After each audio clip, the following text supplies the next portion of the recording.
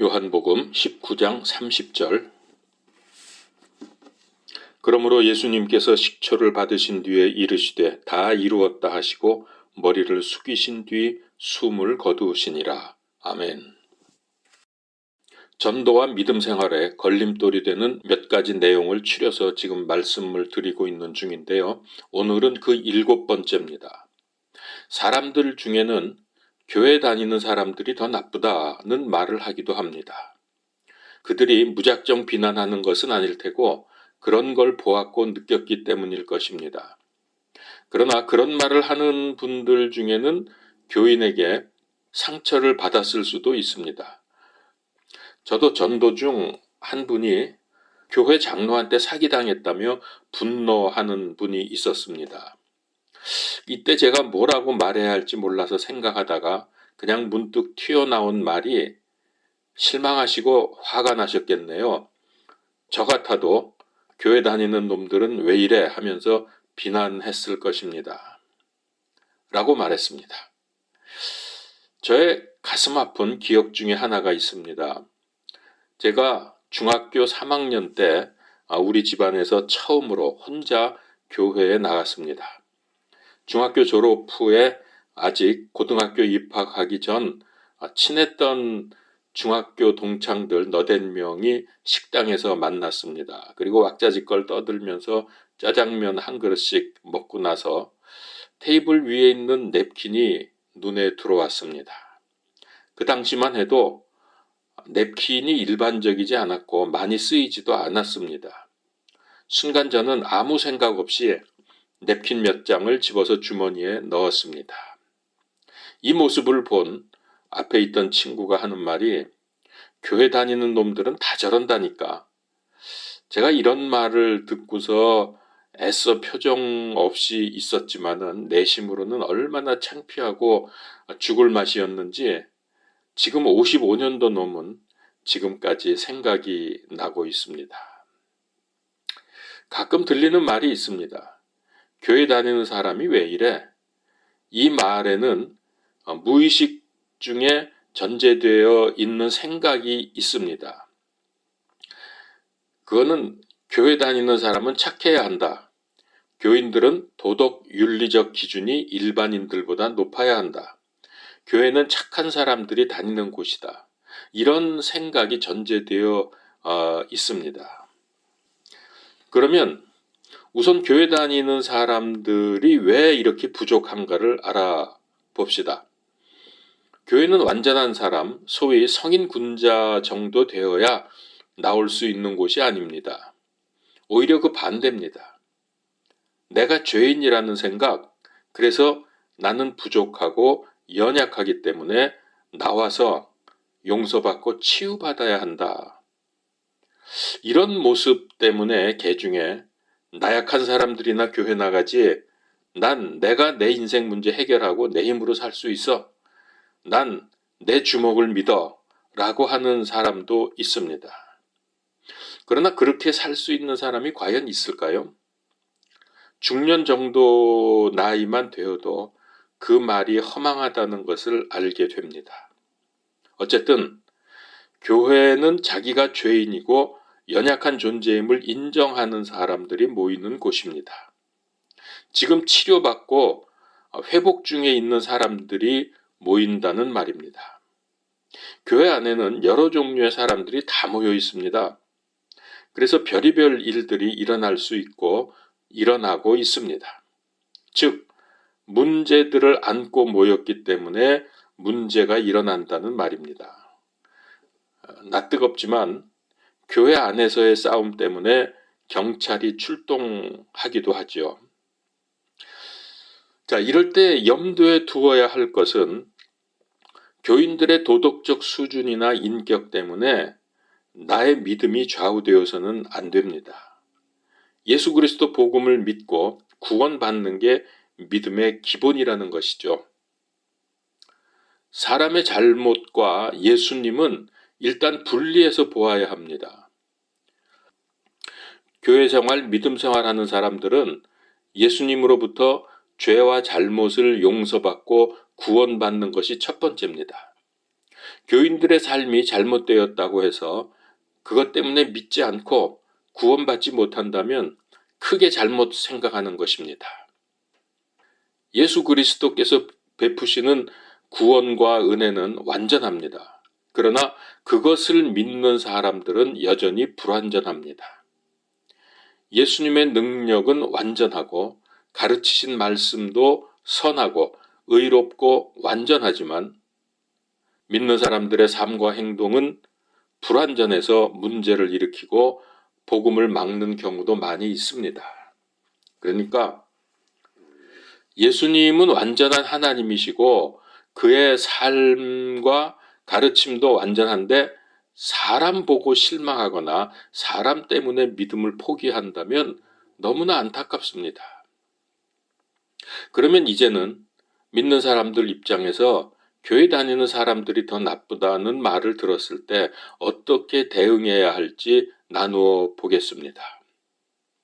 이런 말을 들을 때 반박하거나 설득부터 하려고 하지 말고 먼저 그를 인정해 주어야 하겠습니다. 사실 그런 부분이 있어. 나도 그 마음을 알아. 이런 식으로 받아들여 줄 때에 상대방은 마음이 열리고 내 말을 들을 준비가 되기 때문입니다. 우리는 복음 전하고 믿게 하는 것이 목적이지 논쟁에서 이기려는 것이 아닙니다. 그러니까 자존심 내세우지 말고 차분하게 대화를 이끌어 나아가도록 애써야 합니다. 만일 논쟁적으로 네가 교회에 대해서 뭘 알아? 전체적으로는 그렇지 않아. 한다면은 대화는 막힐 것이고 복음 전할 기회를 놓칠 수 있습니다. 믿지 않는 사람들이 이런 생각을 하는 가장 큰 이유는 하나님 믿는 사람들, 교회 다니는 사람들에게 믿지 않는 사람들보다 더 높은 인격과 윤리와 도덕과 선함을 또 인내심 등을 요구하기 때문입니다. 그런데 이에 미치지 못하는 교인들을 볼 때 실망하면서 비난하게 되죠. 이걸 이해하고 상대방에게 자기 생각이 받아들여진다고 느끼게 될 때에 복음 전할 기회를 얻을 수 있게 됩니다. 먼저 공감과 위로가 필요하지. 그런 사람은 극소수에 불과하고 이러면서 변명식으로 말하면 마음의 문을 닫습니다. 이럴 때는 정말 실망하셨겠네요. 나 같아도 화가 치밀어 올라서 교회 다닐 마음이 있다가도 없어지겠네요. 이런 식으로 대응하면 어떨까요? 그러니까 요약하면 모든 사람들이 죄인들이기 때문에 하나님 믿어야 하고 교회 나가는 것이다 라는 거죠. 즉 교인들도 모두 죄인입니다. 그래서 하나님의 사랑과 은혜와 구원이 필요합니다. 이걸 인식시켜야 합니다. 그렇다고 죄 짓는 것이 용납된다는 뜻은 아닙니다. 누구도 성경 말씀대로 다 살 수 없습니다. 삶과 행동이 성경 말씀과 상반되고 본이 되지 못할 때에 복음 전도를 막는 결과를 가져옵니다. 그래서 조심하고 노력해야 합니다. 이는 구원 문제가 아니라 그리스도인의 삶과 전도에 관한 것입니다. 그러니까 상대방을 설득하려고 하기보다는 먼저 나 자신의 부족함을 인정을 합시다. 그리고 내 삶을 돌아보면서 조심하고 나 때문에 교회나 교인들이 비난받지 않도록 성화의 길을 걷도록 노력하는 것입니다. 예수님께서 다 이루셨다고 말씀하셨기 때문에 교회에 대한 어떤 비난과 비판에도 완전한 구원과 회복을 이루는 복음, 이 역사를, 복음의 역사를 생각하면서 우리는 여유 있고 단호하게 대응하면 되겠습니다.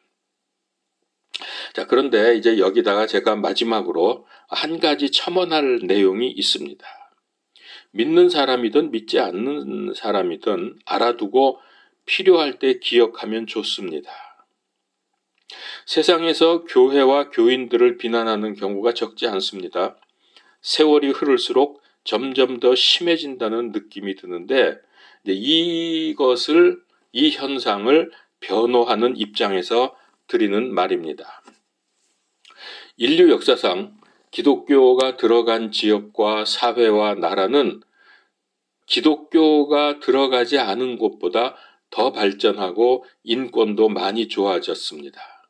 우리나라도 조선 말에 복음이 들어오면서 급격한 사회 발전을 이루게 되었습니다. 통계에 의하면 사회봉사도 기독교계가 가장 많이 하고 자선단체도 월등히 많습니다. 복지시설도 개신교회가 운영하는 기관이 절반을 차지합니다. 교육 면에서도 학교도 기독교 학교가 가장 많고 많은 인재를 실제로 키워냈습니다.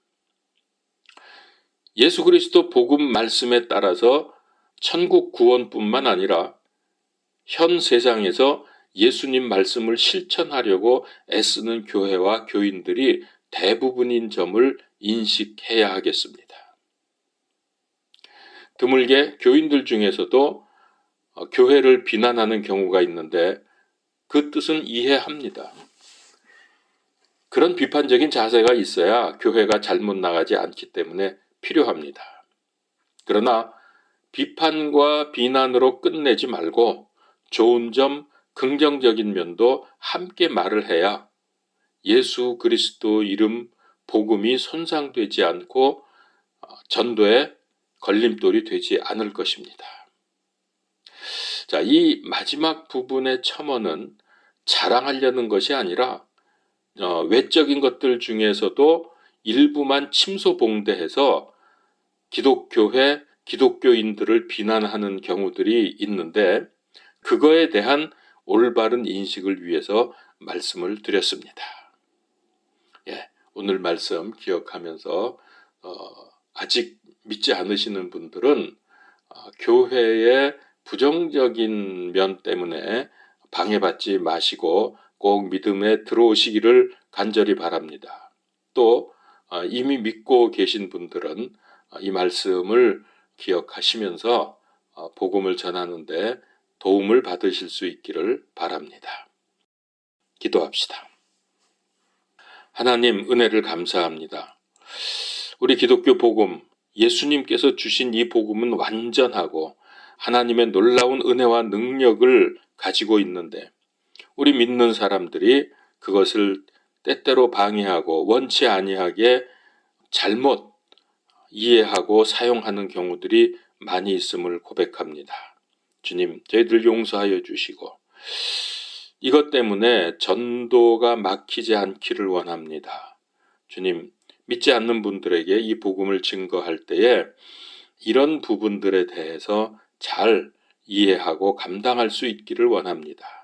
하나님의 뜻을 이루어가는 삶이 되도록 인도하여 주시고 특별히 그 가운데서 믿지 않는 분들에게 여러 경우에 반대와 부정적인 도전을 받을 때에 잘 대응하고 하나님의 복음의 그 놀라운 은혜와 능력을 증거할 수 있는 우리들이 되기를 원합니다.